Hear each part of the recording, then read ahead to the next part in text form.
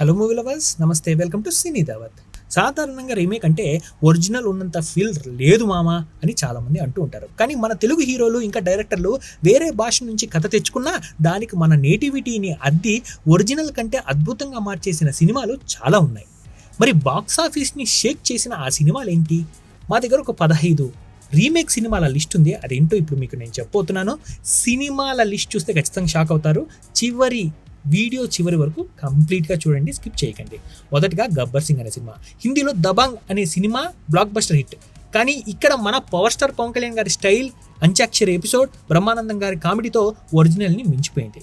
ఇక రెండో సినిమా వచ్చేసి శంకర్దాద ఎంబీబీఎస్. హిందీలో మున్నాబాయి ఎంబీబీఎస్ అనే క్లాసిక్. ఇది రీమేక్. చిరంజీవి గారి కామెడీ టైమింగ్, ఎమోషనల్ వల్ల తెలుగు వాళ్ళకి ఇదే బెస్ట్ అనిపించుకుంది.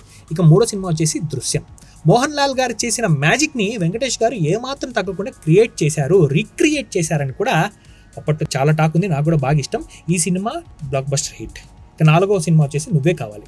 మలయాళం సినిమా నిరం అనే సినిమాకి ఇది రీమేక్. కానీ ఇక్కడ తరుణ్ ఇంకా రీచాలతో విజయ్ భాస్కర్ గారు తీసిన విధానం ఇండస్ట్రీ హిట్ అయ్యేలా వచ్చింది. ఇక ఐదో సినిమా వచ్చేసి ఘర్షణ. తమిళ్ కాక్క అనే సినిమాకి ఇది రీమేక్ అయినా వెంకటేష్ గారు పోలీస్ ఆఫీసర్గా నటించడం, ఇంకా స్టైల్, టేకింగ్, ఇది కూడా మన తెలుగులో కల్ట్ క్లాసిక్గా నిలిచింది.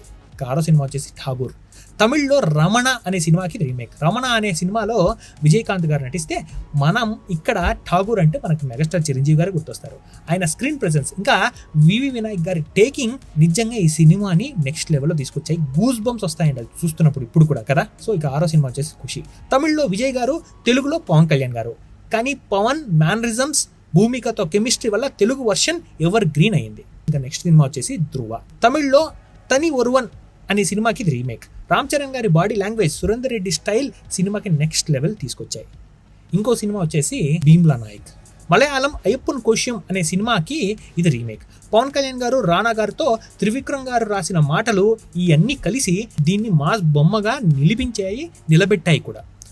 ఇంకో సినిమా వచ్చేసి లక్ష్మీ నరసింహ. తమిళ్లో సామి అనే సినిమాకి రీమేక్. ఆ సామిలో నటించింది మన చియాన్ విక్రమ్ గారు. ఈ సినిమాని ఇక్కడ మన బాలయ్య బాబు గారు హీరోగా చేశారు. బాలయ్య బాబు గారి పోలీస్ గెటప్, ఆయన డైలాగ్ డెలివరీ ఈ సినిమాకి రికార్డులను సృష్టించాయి. ఇంకో సినిమా వచ్చేసి రాజా. తమిళ్లో ఉన్నిడత్తిల్ ఎన్నై కొడుత్తేన్ అనే సినిమాకి రీమేక్.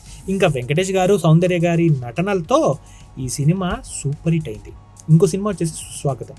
తమిళ్లో లవ్ టుడేకి ఇది రీమేక్. పవన్ కళ్యాణ్ గారికి యూత్ని దగ్గర చేసింది కూడా ఈ సినిమా.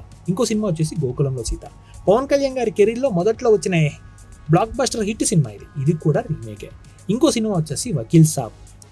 హిందీ పింక్ అనే మూవీకి, హిందీలో బ్లాక్ బస్టర్ హిట్ అయిన పింక్ అనే మూవీకి ఇది రీమేక్. చెప్పాలంటే అందులో అమితాబ్ బచ్చన్ గారు నటిస్తే ఇక్కడ అంత సీరియస్గా లేకపోయినా మన పవర్ స్టార్ పవన్ కళ్యాణ్ గారి ఇమేజ్కి తగ్గట్టుగా కమర్షియల్ ఎలిమెంట్స్ కూడా జోడించి సూపర్ హిట్ అయ్యేలా చేశారు. ఈ లిస్ట్లో లాస్ట్ సినిమా వచ్చేసి ఈనాడు. హిందీలో బ్లాక్ బస్టర్ అయిన ఏ వెన్స్డే అనే సినిమాకి ఇది రీమేక్. కమల్ హాసన్ గారు, వెంకటేష్ గారు ఈ సినిమాలో చేసిన అద్భుతమైన నటన, ఇంకా మంచి ఇంటెన్స్ డ్రామా ఉండడం వల్ల రీమేక్ కన్నా చాలా బాగా చేశారనే ఫీలింగ్ని ఈ సినిమా తెప్పిస్తుంది. సో అందుకే అంటారు, కథ ఎక్కడిదైనా కొట్టే దెబ్బ మనదైతే ఆ కిక్కే వేరబ్బా అని కదా. మరి వీటిలో మీకు ఒరిజినల్ కంటే రీమేక్ నచ్చిన సినిమా ఏంటి? నాకైతే గబ్బర్ సింగ్ అనేది చాలా ఇష్టం అండి. మరి మీకు ఏ సినిమా ఇష్టం? మీ అభిప్రాయాలని కమెంట్ సెక్షన్లో పంచుకోండి. ప్లీజ్ సబ్స్క్రైబ్ టు సినీ దావత్.